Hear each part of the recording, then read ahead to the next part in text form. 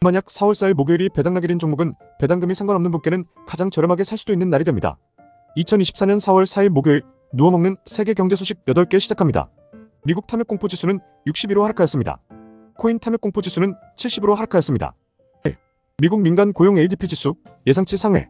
미 고용정보업체 오토매틱 데이터 프로세싱 ADP에 따르면 미국의 3월 민간 기업 고용은 전월보다 18만 4천 개 늘며 지난해 7월 이후 최대폭으로 증가했다 발표하였습니다. 다우존스가 집계한 전문가 예상치 15만 5천 개보다도 크게 웃돈 수치인데 견조한 고용지표는 미국 연방준비제도 패드 연준의 금리 인하를 늦추는 요인으로 지목되고 있습니다. 고용의 제일 중요한 3월 비농업 고용지표도 이번 주에 발표되는데 월스트리트 저널이 집계한 전문가 예상치로는 고용 20만 명 증가, 실업률 3.8%로 전망하고 있습니다. 고금리 유지는 기업의 미래 현금 흐름의 가치를 낮춰 성장주와 기술주 약세에 영향을 주는데 인텔이 이번 반도체 제조 부문에서 약 9조 원의 영업 손실을 보고하며 6%대 하락하였습니다. 그런데 미국 정부가 온 힘을 다해 밀어주고 있다 보니 지켜는 보아야 할 텐데 인텔은 2030년 세계 2위 파운드리 흑자 회사가 될 것이다 발표하는 중입니다. 2. 중동 정세 악화로 브렌트유 위험인 $90 육박. 이스라엘의 시리아 주재 이란 영사관 미사일 공격으로 중동 지역 확전 위기감이 고조되며 시장의 공급 우려를 키우고 있습니다.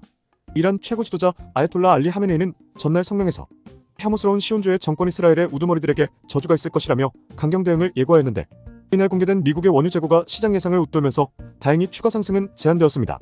물가 상승 기준으로 많이 보는 $90 선 국제유가가 넘게 될지 세계 흐름을 잘 지켜보셔야 할 것 같습니다. 3. 트럼프 임기 첫날 전기차 보조금 폐기하겠다 발언 가짜뉴스.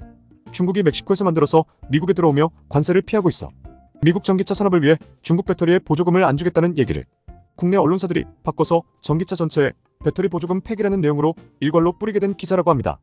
이날 주요 승부처인 미시간주 그랜드래피즈에서 열린 뉴스에서 트럼프는 난 우리가 세계 그 어느 국가보다 휘발유가 많기 때문에 휘발유를 많이 쓰기를 바란다는 얘기도 하였습니다. 4. 미정부 압수한 비트코인 3만 개 이동만으로 가격 급락.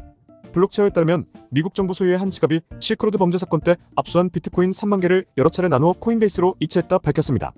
실크로드와 관련된 약 5만 비트코인 중 23년 3월 9,861개의 코인을 매각한 것이 마지막 확인된 내역인데 24년 1월 정부 관계자가 비트코인 2,934개를 매각하겠다 발표됐었습니다.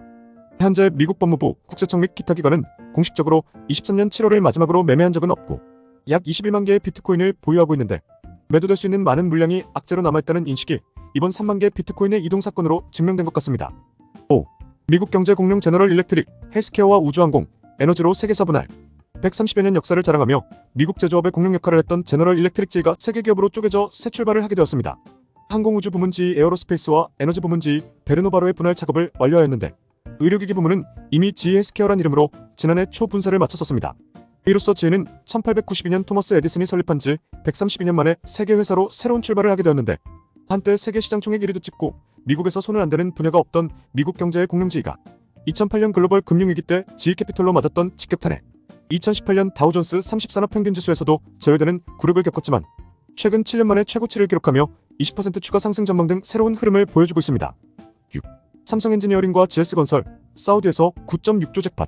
사우디아라비아 국영석 유회사인 사우디 아람코가 발주한 파딜리 가스 증설 프로그램 패키지에서 GS건설은 패키지 1번 약 1조 6천억 원 규모의 황유수 처리 시설 공사를 수주하였고 삼성엔지니어링은 가스 처리 시설을 건설하는 패키지 1번과 유틸리티 및 부대 시설을 만드는 패키지 4번을 수주하게 되었는데 삼성엔지니어링이 수주한 금액만 약 8조 원으로 사우디에 수주한 공사 중에서 역대 최대 규모라 발표하였습니다. 7.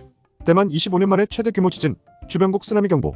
3일 대만에서 25년 만에 규모 7 이상의 최대 규모 강진이 발생하였었습니다. 해당 충격에 일부 건물 붕괴의 정전도 있었으며 TSMC 등 직원들도 공장 가동을 멈추고 대피하였었는데 일본 오키나와에는 최대 3m 높이의 쓰나미 경보가 발령되었었고 필리핀은 해안 주민 즉시 대피령, 중국은 4단계 중 가장 높은 등급의 쓰나미 경보를 내렸었습니다.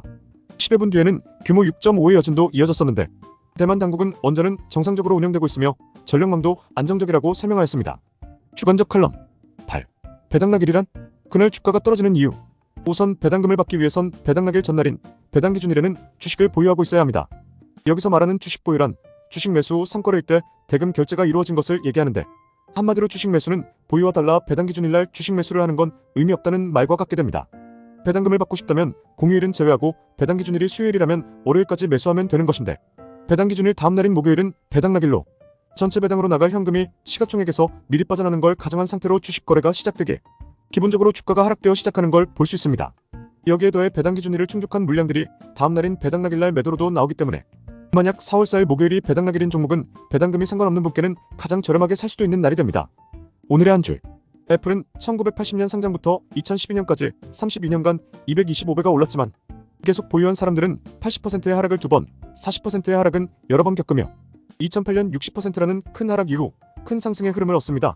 100배 주식, 매일 누워먹는 경제 소식을 듣고 싶으시다면 구독, 좋아요 부탁드리겠습니다. 감사합니다.